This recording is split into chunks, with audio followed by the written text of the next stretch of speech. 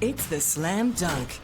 Now, this is just in case you missed it, but at 8 p.m. last Thursday night, I'm sure you were thinking about this, Climate Change Minister Simon Watts released New Zealand's 2035 nationally determined contribution to combating climate change under the Paris Agreement. So it was our new commitments. In other words, just what we'll be doing to meet our goals under the Paris Agreement. The same agreement President Trump walked away from on day one of his presidency. And the target that National signed up for is even more ambitious and higher than the 2030 targets made by Jacinda Ardern when she flew to Glasgow to put our commitment on the table. Critics like the Taxpayers Union say National's tougher targets will cost future taxpayers literally tens of billions of dollars in penalties. Executive Director Jordan Williams says he's a bit of a one-man hit job at the moment, isn't he? Jordan Williams says Ardern's 50% emissions reduction by 2030, that target was ludicrous, he says, but this new target of 51 to 55% reductions on 2005 levels by 2035 signs us up for another big bill 5 years later. The Treasury has already estimated that in just 5 years, taxpayers will be on the hook for up to about $24 billion. That's $12,000 per New Zealand household. And this will be even further. The government signed us up for another bill 5 years later. How big? Who knows? Hence why this announcement came late on Thursday night, hoping to go under the cover of darkness. It's ridiculous to think that it won't be picked up. It's always picked up.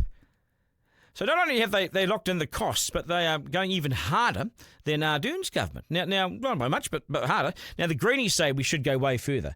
But this is further than Ardern's government, and depending on what side of the fence you sit on, it's either economic sabotage and going way too far, or it's climate destruction and far too weak. Now, of course, Watts and his National Party cabinet colleagues are not going to be around in a decade, are they, to have to pay the bill? We are, though. But is our doubling down on Paris at the very time our trading partners are pulling back? Is it madness? So half of New Zealand's emissions are from agriculture, and the Taxpayers Union says to achieve the 51 to 55% reduction on those 2005 levels, Simon Watts has put New Zealand on the hook for massive amounts of money, which must shut down parts of our agriculture sector or just about everything else. That's what they say. They go further, and to say that this is fantasy does Mickey Mouse a disservice, is what the Taxpayers Union says.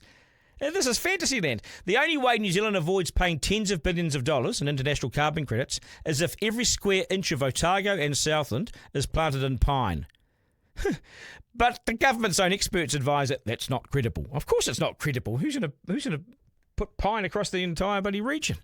So this decision will see New Zealanders having to stump up billions of dollars more in carbon credits in a decade, exactly 10 years.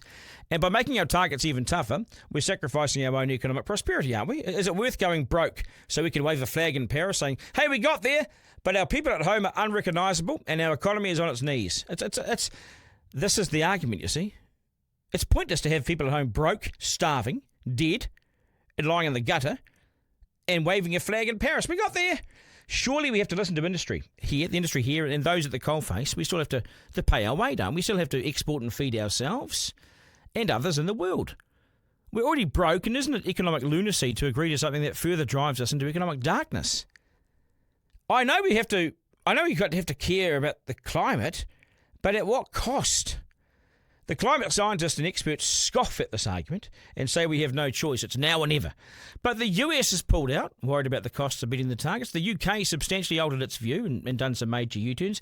And the Aussies may yet water down their commitments if there's a change of government this year. The suggestion came last year from Peter Dutton, the mad leader of the coalition. He told The Australian this, quote, they just have no hope of achieving the targets. There's no sense signing up to targets you don't have any prospect of achieving.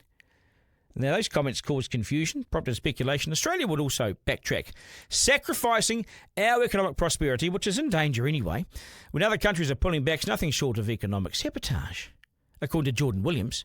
Certainly it seems like madness to go broke and starve on the way to meeting climate targets. Hey, we got there, but we arrived there dead. Broke, starving, whatever. We've got no farm left. We've got all these trees that aren't growing. But Green Party co-leader, here we go, Chloe Swarbrick said it was completely ridiculous for the government to suggest a 51% reduction was the best New Zealand could do. She said this was the weakest the government could have gone without pulling out of Paris. She says reductions of more than 70% were achievable. Yet the 51% will cost us billions anyway. Is Chloe Swarbrick that out of touch with business? Is she out of touch with the daily struggle? I think you're going to say yes. National's extension means productive land will have to be planted, not farmed. And when we're miles away from meeting the old targets, how on earth will we achieve the new tougher targets if we couldn't meet the old ones? Without some drastic measures and some costly changes to the way we approach things, the only way is to fork out billions and billions in these climate penalties.